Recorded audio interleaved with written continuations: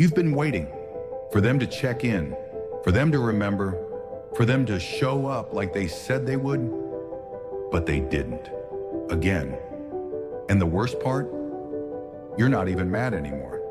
You just feel stupid for hoping. You kept telling yourself they were busy, that they'd circle back, that they meant well. But at some point, you have to stop calling abandonment a misunderstanding. At some point, silence is the answer. You've been performing for their approval, waiting for that moment when they finally say, now you're good enough, now we'll help. But if they wanted to help you, they would have done it by now. People don't forget what they care about. They don't delay what they value. If they left you waiting, it's because they were comfortable watching you wait. And that is the truth you've been trying not to look at. They told you they'd be there, said they'd support your business, said they'd show up when you launched, said they'd introduce you to people, said they'd call, said they'd check in. They didn't, and they never intended to. Not really. See, a lot of people love the sound of being helpful, but they hate the inconvenience of actually showing up. They say, I'm rooting for you. But what they really mean is, just don't pass me.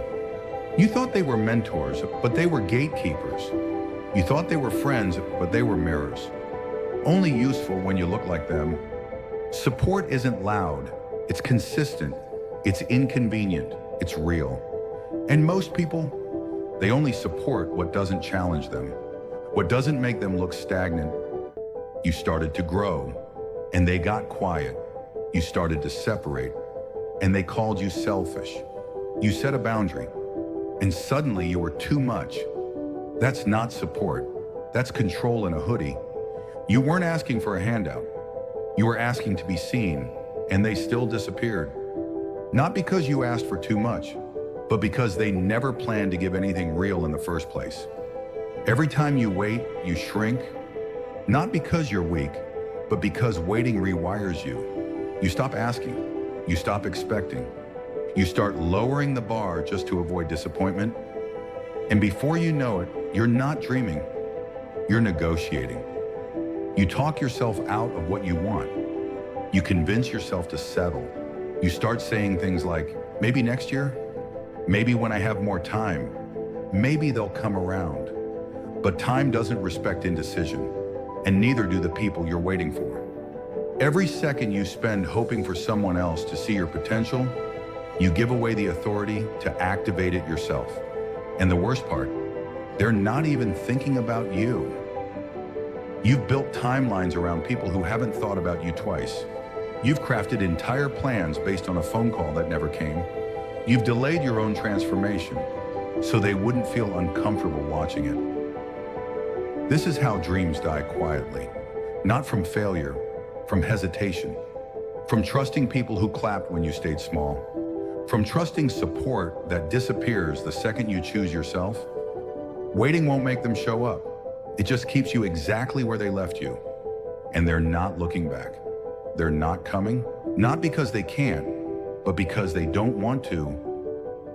See, your growth threatens them. Not because you did anything wrong, but because your evolution exposes their stagnation.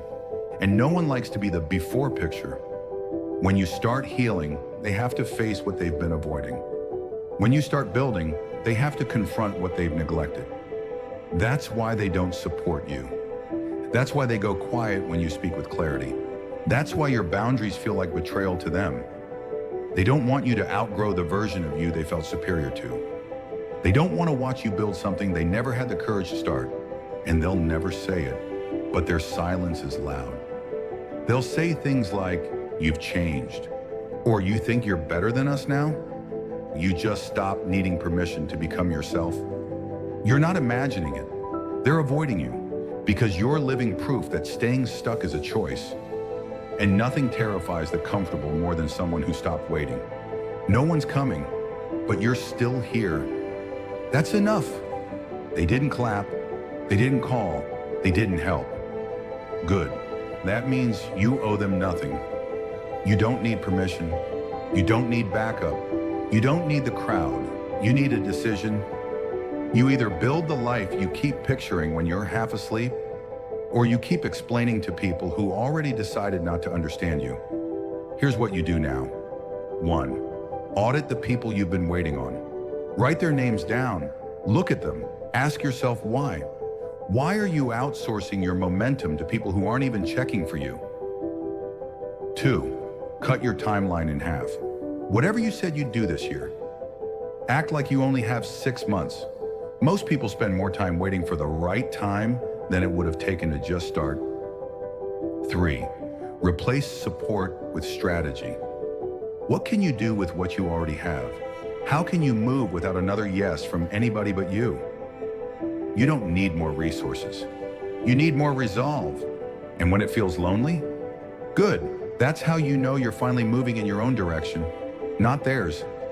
They won't clap. They won't repost. They won't help. Do it anyway. And when it's built, they'll say they believed in you the whole time. You're not crazy. You're not bitter. You're not broken. You're just awake now. You stopped waiting. You stopped explaining. You stopped looking around for backup that was never coming. And it hurt because it was supposed to. Waking up isn't poetic. It's violent. It's lonely and it's real. And now that you're here, you can finally see what they couldn't. You never needed more help. You needed less hesitation. They won't understand the silence you've stepped into. The one where no one claps, but you're finally moving. Let them stay asleep. Let them keep talking about what they would have done. You've got a blueprint to build and a name to become. No one's coming, but you're not alone. You're just ahead now.